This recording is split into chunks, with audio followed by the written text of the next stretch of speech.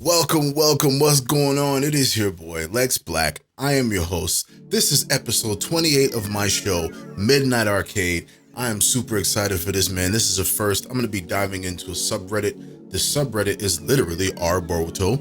And we're going to be checking out the leaked chapter, the leaked 80th chapter. A lot going on, man. A lot going on. First of all, let me just say this. Make sure you like, comment, subscribe, hit the bell icon to be notified for whenever I drop that new heat.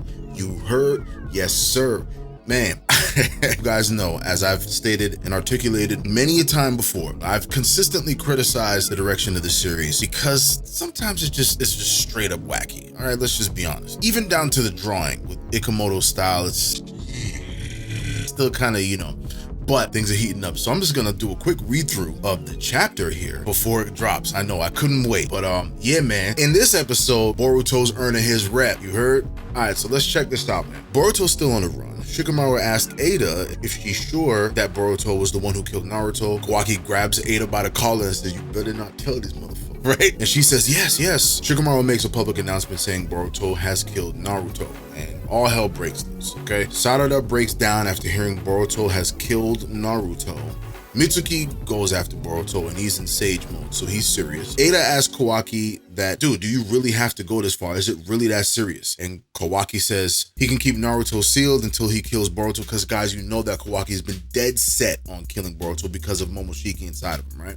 And then Damon makes his entrance as well. Sasuke finds Sarada, and Sarada tells Sasuke that Mitsuki wants to kill Boruto, and basically everybody wants to kill Boruto, and it seems like Sasuke is still affected by Ada's ability. But guys, remember what I said, right?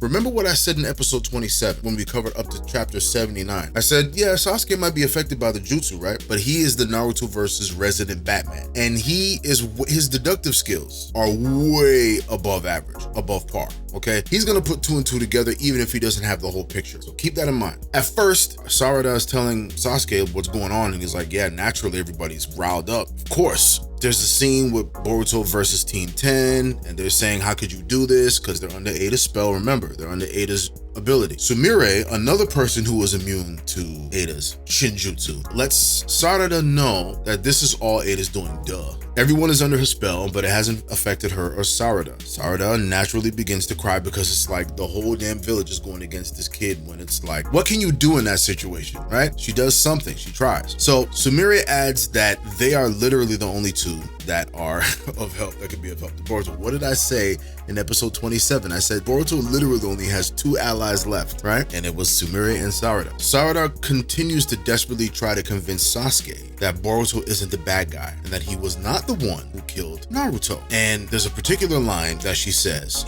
listen, Dad, my first and last act of selfishness. Now that's key, because right after that, she unlocks her Mangekyo Sharingan. Now, there's been a bunch of theories talking about how Sarada is going to be the one to end the Uchiha curse, because for the uninitiated, how they gain their Mangekyo Sharingan is usually fueled by hate, negative emotions, or whatever have you, but Sarada is the change that the Uchiha needed because her strong emotions elicited her unlocking her Mangekyo Sharingan, and that was more through an act of love and care, intense love and care, as opposed to intense anger and hatred. So she's changing everything, right?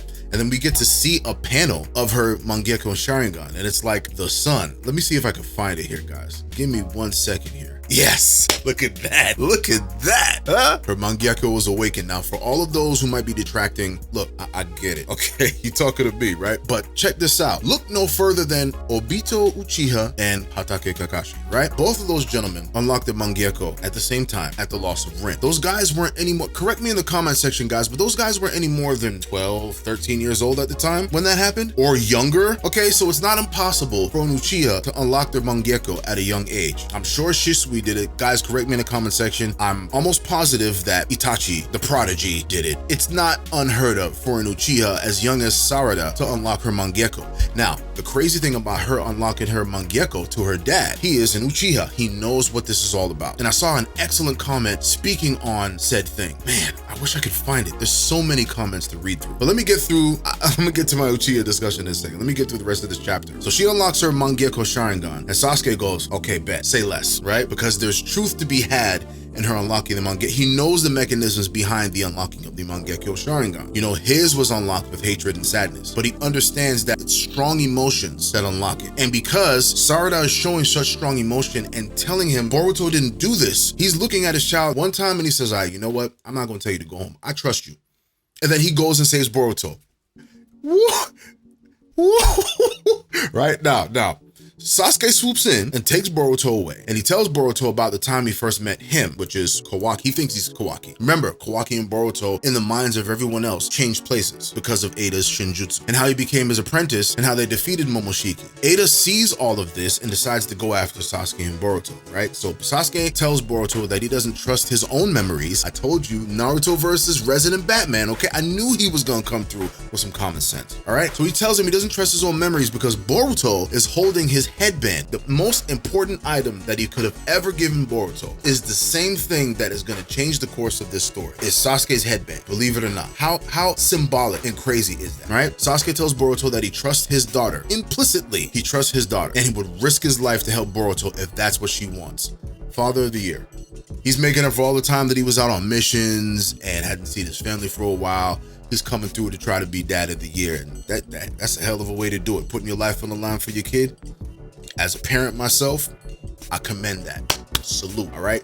So now Momoshiki is pissed, right? Now, guys, this is great. This is great. Let me just say this. Shout out to @Abdul_S172 on Twitter. This person is the one who put together this summary of the chapter because the leak panels are all in Japanese. So, you know, this is why this is great. This is the leak before the chapter comes in a couple days. Couldn't wait to do it. I wanted to do something different, so I'm going to the subreddit here. So anyway, all right? Momoshiki is pissed because with all of his all-seeing Otsutsuki power, seeing the future, being able to tell what's going to happen here, what's going to happen later on down the line, didn't foresee this coming. But now that he saw this thread of destiny taking place, he understands now that Sasuke has permanently changed the thread of fate for Boruto. And that's why he's pissed. And he says as much by saying, what has happened now cannot be overturned. And he demands that Boruto give him his body and stay shut out forever. But Boruto's like, nah, chill.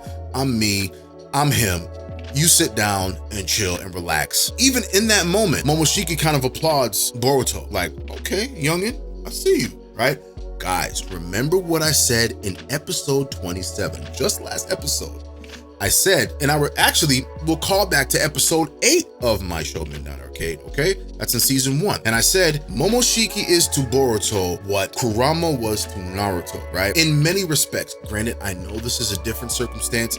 I know this is a different entity. I know these are different people that we're dealing with. I know that there's different motivations, but some of the outcomes are still the same. Momoshiki helping out Boruto to avoid certain attacks coming before they happen when it came to Mitsuki attacking Boruto. Momoshiki telling Boruto, bailing Boruto out, bailing certain people out in certain instances to kind of keep this kid alive for his own purposes, right? What was the excuse that Kurama used? And for a while, he probably believed like, yo, I just want to come out and wreck shop. However, over time, we all know what happened. Now, I'm not saying the same will happen with Momoshiki and Boruto, right? Back in episode 8, we had less information to go off of. Momoshiki seems like the kind of guy that's kind of motivated to get the chocolate fruit no matter what. But the writers have thrown us other twists before, so you never ever know, okay? You never ever know.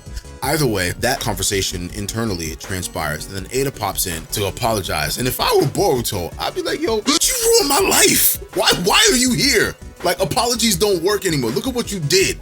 Look at what you did. But Boruto, in his typical Uzumaki fashion, he smiles even in the face of despair and says that he has the blood of his father and mother and grandfather running through his veins, a shinobi who has inherited the will of fire. Now, guys, remember what I said last episode. Okay, on episode 27, I said, as much as Boruto wants to follow the path of Sasuke, and in many respects, he is, not by some by choice, but now he's being forced into that role to be a rogue ninja terrorist of the Leaf Village. But as much as he wanted to not follow the path of Naruto, now he's boldly undertaking that bloodline. Not that he was ashamed of it, he just wanted to carve his own path, right? But now he is like, I am the son of the Hokage. I am him. My dad is him. My grandfather is him. We are them. And now he's standing up in the face of all this adversity with a smile. The man lost an eye, even though he has the Jogan, right? And he's saying, I got the blood of my father, my mother, and my grandfather in my veins. So he's also taking on the pride of the Hyuga clan too. And he's standing on that. For that, I respect it. You earning your rep, bro. This is coming from a fierce Boruto critic in me, okay? So he's earning his rep, you heard? And as Abdul says here, this is all Abdul's summary of the chapter. Shout out to you, bro. The final pages, Boruto prepares for training to become stronger to face Kawaki. Code plans revenge, and Kawaki still wants to kill Boruto, duh. So on the side text, it says, I'll put an end to this. And then in quotations, it says, brother fight. As a shinobi who inherited the will of fire, the story enters a new chapter. This is crazy. This is crazy. Again, I have been a fierce critic of Boruto the whole time I've been covering it because I love the Naruto verse so much, okay? And I just didn't really like the direction where the story was being brought to. And it just seems so out of whack with cyborgs and the Otsutsuki coming out of nowhere. And granted, I know if you take into account that the Otsutsuki really made an appearance in Shippuden towards the end where everything got really over the top crazy. However, like, just the direction has been weird at times with Boruto, right? So shit is heating up and the numbers don't lie. As I covered in episode 27, as of April 17th on Manga Plus, Boruto came in third as the most viewed manga at a little bit over 700,000 views. I think it was 702,000 views and some change, right? And as I said in episode 27, up to the point where things were heating up closer to the time skip, they weren't even scratching fifth, all right? They were highest at some point, it was like sixth, maybe fifth, but they were in the 7th through 5th place range. They weren't even clocking in the numbers. Like I said, Sasuke wretched them, doing some things, right? But now we're getting to the shits. Now we're getting to the meat and potatoes of what they've been prepping us since when did this manga come out? Guys, correct me in the comment section. I feel like it came out in 2015, 2016. I may be way off, so correct me in the comment section, guys. But yeah, I just wanted to do a quick covering of the events before the manga drops, because this is crazy, man. This is super, super crazy. One thing I wanted to talk about really quick, which is really, really, really cool. Shout out to Naruto Explained YouTube channel. Awesome work. They do awesome work, all right? And he brought up an excellent point that I just never, the answer was right in front of me, and I never really realized it. He's talking about, okay, everything happening with Naruto being in the alternate universe where time doesn't exist. And then he brought up this excellent point saying, for everyone thinking that Naruto, despite the fact that he got nerfed, thinking that Naruto and the other big dogs aren't gonna get stronger after the time skip, pump your brakes. Because if you look at how everything progressed from the beginning of the original Naruto to the Fourth World Ninja War, look at someone like, as he pointed out, Kakashi or Guy or Gaara or anybody. Look at how much they leveled up. And yes, Naruto and the younger generation at the time in Shippuden were the main characters. They were taking on the bulk of the hard fights. And the older generation, they were coming in assist roles. But War Art Kakashi was just OP. And the Kakashi that faced Zabuza was not the Kakashi who was in the Ninja World War. And then when he brought that up, I said, never thought of it that way. So shout out to Naruto Explained, and that makes a lot of sense. Think about it. Naruto, he's not gonna sit still in this timeless dimension, which is just another version of a hyperbolic time chamber from DBZ or DB Super, the Dragon Ball universe. That man's gonna train, and he knows how to work hard. He knows how not to sit still, and he knows how to get after, all right? So he's probably gonna come out of that stronger, right? And he's not gonna age a day, so think about that too. And then Sasuke, I'm curious to see what he does. I'm curious to see who trains Boruto. Is it going to be Sasuke? Is it going to be Kashin Koji? Is it going to be someone else? We don't know. But this is great, man. This is great. We're going to cover the actual chapter once the translations come out, and we're going to just, kind of go over everything again. But shout out to y'all. Thank you guys for staying tuned to this video. I just wanted to go through this really quick. Make sure you like, comment, subscribe, hit the bell icon to be notified for whenever I drop that new heat. You heard. Yes, sir. This is episode 28 of my show, Midnight Arcade. Episode 29 is going to be coming soon. And then we're going to be hitting the season finale. And then we're going to start season 4, man. I'm excited. So let's get it. Yes, sir.